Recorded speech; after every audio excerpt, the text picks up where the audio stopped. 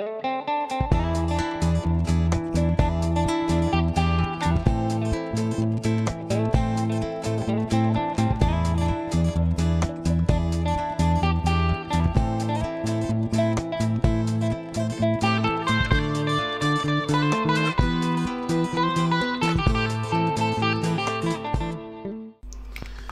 les makers, petite vidéo aujourd'hui mignonne, so cute, voire kawaii. Voilà, en fait un petit projet qui va me permettre en fait de transformer une petite guirlande à LED à pile du commerce en petite lampe de chevet, en fait, une petite veilleuse pour les mini. Voilà, donc une petite guirlande normalement qui s'alimente avec deux piles d'1,5 V, LR6 je crois de mémoire. Donc le but en fait ça va être d'utiliser un de ces petits transformateurs, un petit chargeur de téléphone portable en fait, qui transforme du 220 en 5 volts, et le monter dans le boîtier d'origine pour pouvoir l'alimenter directement sur prise avec un petit interrupteur.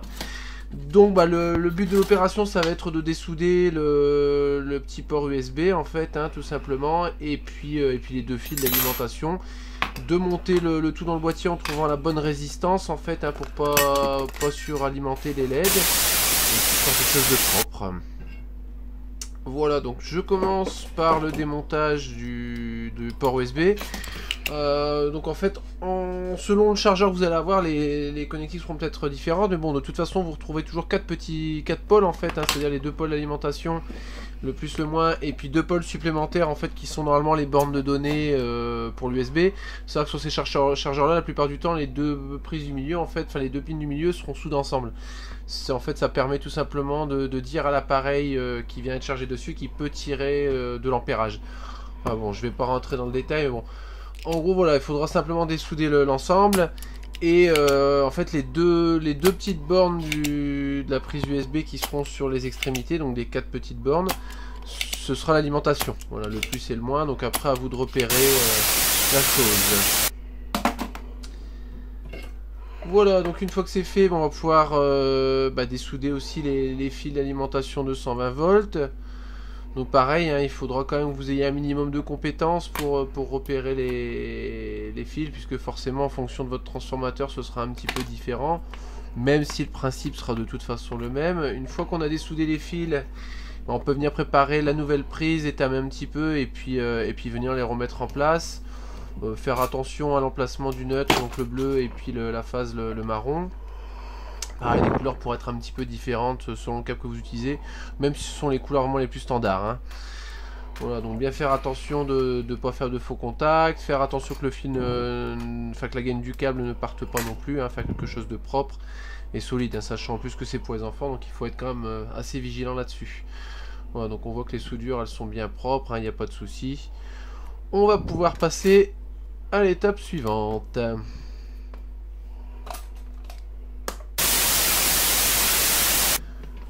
Voilà, donc entre temps j'ai soudé les deux fils d'alimentation, donc le moins et le plus. J'ai pris un petit fil de base. Après il n'y a pas besoin d'avoir un fil très épais, puisque la guirlande de LED va pas consommer énormément, donc il n'y a pas vraiment de précaution à prendre à ce niveau là. Juste faire attention au plus et au moins pour éviter de brancher le tout à l'envers. Voilà, donc maintenant que le circuit est plus ou moins prêt, on va attaquer un petit peu la mise en place de tout ça. Donc on démonte le boîtier pile. On va commencer par enlever les petites bornes en fait à l'épi. Bon là j'en ai déjà enlevé deux. Je vais enlever la deuxième partie. On fait attention également de ne pas casser le boîtier, puisque là en l'occurrence je vais le réutiliser. Donc voilà, une petite spatule, un petit tournevis plat, on force pas de toute façon. Si c'est collé, dans ce cas là on n'hésite pas peut-être à scier, ou enfin voilà, ça dépendra de votre boîtier. Moi en l'occurrence c'est juste clipsé, donc il n'y a pas de souci. Un petit peu récalcitrant. Voilà, donc du coup je vais pouvoir retirer les contacts, passer un petit coup de pince coupante pour enlever le raccordement à l'interrupteur. Voilà. Chose de l'autre côté, donc ça c'est bon. Voilà. Donc on a quelque chose de plutôt propre. Voilà, donc on essaie de se repérer un petit peu, voir comment c'est fait. Donc on peut venir dénuder le câble également, qui viendra être ressoudé sur l'alimentation. Voilà, on peut essayer de venir faire un test. Alors, on dénude le tout. On va tout raccorder correctement.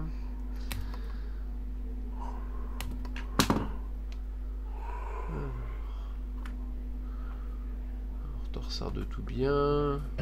Bon, c'est vraiment un montage à blanc, à voir un petit peu si ça fonctionne et comment ça fonctionne. Repérer éventuellement aussi les mauvaises polarités. Hein.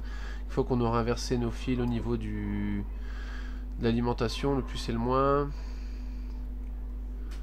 Voilà, en étamant d'avance, ça va beaucoup mieux après pour ressouder les fils ensemble.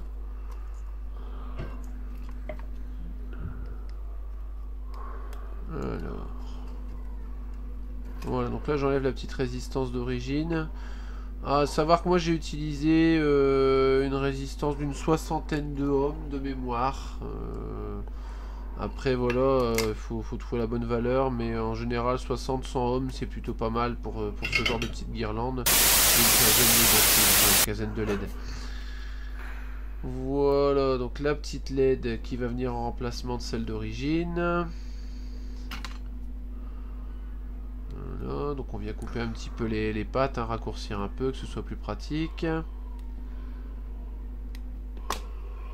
Voilà. Et puis du coup on va pouvoir venir le ressouder. Donc là de base c'était soudé du côté de l'interrupteur, hein, donc on peut faire exactement pareil. Voilà, donc on vient étamer pareil, hein, la patte de la résistance avant. Ce qui rend plus pratique la soudure. Voilà. Impeccable.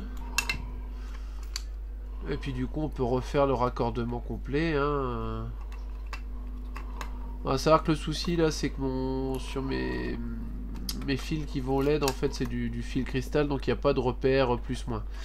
Donc je vais être obligé d'y aller à tâtons. Après voilà, la LED si elle est alimentée à la bonne tension et à peu près à la bonne intensité, si c'est raccordé à l'envers c'est pas grave. Voilà, la LED risque rien.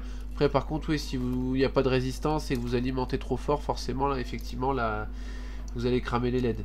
Le tout voilà, c'est de respecter, je dirais voilà, résistance de 100 ohms, alimentation à 5 volts. C'est vrai que de base c'est 3 volts, mais avec la résistance voilà on vient intervenir sur l'intensité et du coup limiter les risques. Du coup il n'y a pas de souci.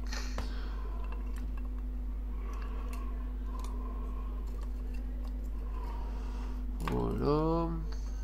Je vais pas vous faire un cours sur la loi d'Ohm, hein, mais j'essaie toujours de parler en termes simples pour ceux qui connaissent pas.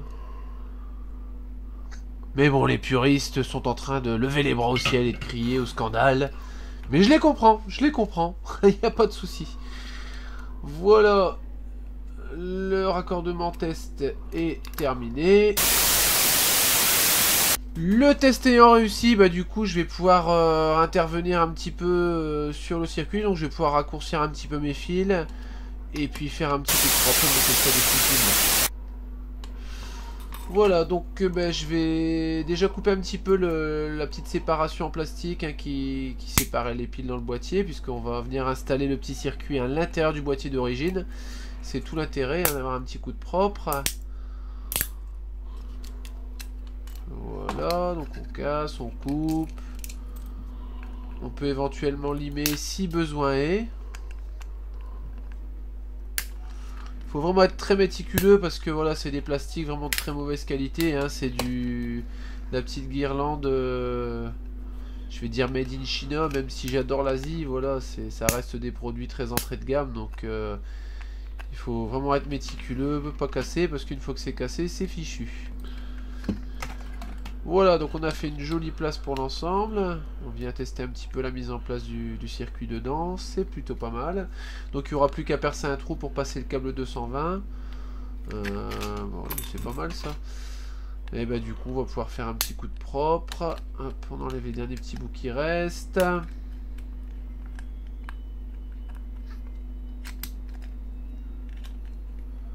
Toujours le souci du détail.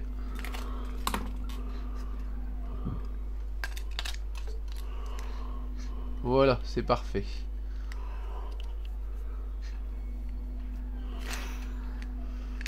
Bon, on va pouvoir attaquer le raccourcissement des câbles. Le petit trou. Et puis ce sera très propre.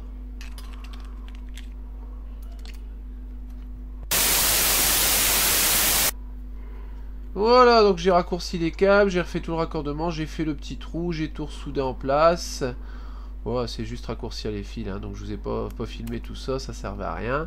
Donc on voit qu'on a un résultat qui est très propre. Je suis plutôt satisfait du résultat, donc il n'y a plus qu'à tout coller à la colle chaude. Et puis on va pouvoir aller faire le test final. Voilà, donc un petit coup de colle chaude partout. J'ai bien collé le câble 220 pour éviter qu'il puisse être arraché. J'ai collé également le petit volet d'origine qui pouvait s'ouvrir. J'ai mis un gros point de colle au-dessus, hein, du coup ça bloque le tout, il n'y a pas de souci. Et on a quelque chose de correct. J'enlève la petite étiquette. On peut la laisser. Voilà, on voit que c'est bien collé de partout, c'est bien propre. Voilà, un petit essai sur secteur, donc il me restera plus qu'à ajouter un petit interrupteur sur le câble 220 pour dire de vraiment couper l'alimentation. Ça donne un premier jet, hein, qui est plutôt sympa, même très sympa. Voilà, ben on voit que c'est plutôt joli, donc il n'y a plus qu'à aller mettre ça en place dans la chambre du mini et puis voir ce que ça donne. Je pense qu'on aura un résultat plutôt mignon.